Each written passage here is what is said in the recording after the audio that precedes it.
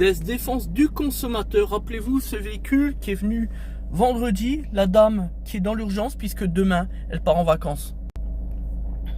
Voyant FAP, niveau mini additif atteint, de la sirène qui fuit en deçà le véhicule, des disques et des plaquettes rognés jusqu'à l'os sur la ferraille.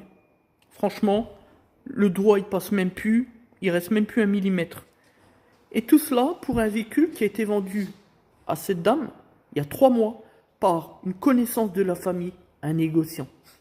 Je ne dirai pas plus.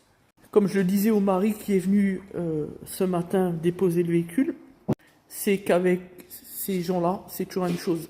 C'est arnaque sur arnaque. Tout ce qui compte, c'est vendre du pain, vendre des voitures, c'est pareil pour eux.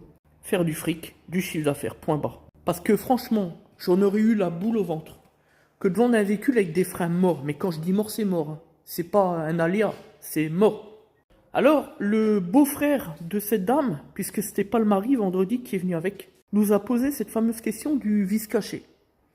Alors, dans pareille situation, est-ce qu'on est sur un vis caché? Alors, pour les freins, non.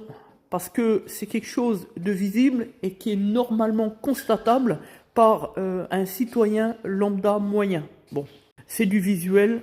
Quand on achète un véhicule à particulier ou même un véhicule à un négociant, on est censé, malgré tout, même si on doit faire confiance aux professionnels, bien sûr, mais voilà, c'est le genre de choses qui est visible.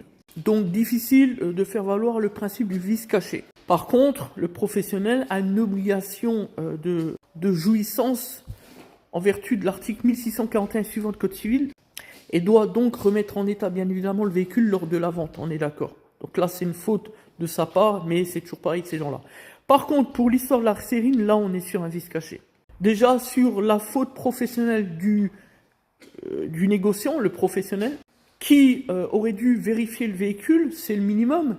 Et quand on vérifie un véhicule, on le met sur le pont, on inspecte le dessous, et il aurait vu qu'au niveau de la sirène, ça fuit. Et au-delà de ça, il aurait dû faire un contrôle diagnostique, et là, il aurait encore une fois vérifié dans les valeurs paramétrées qu'il reste, qu'on est en niveau bas, qu'il reste 200 sur les 1700 de départ, bien sûr.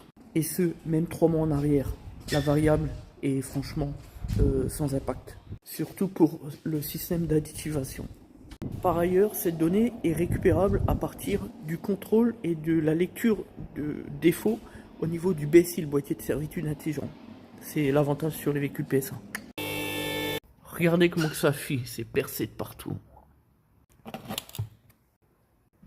Hop là.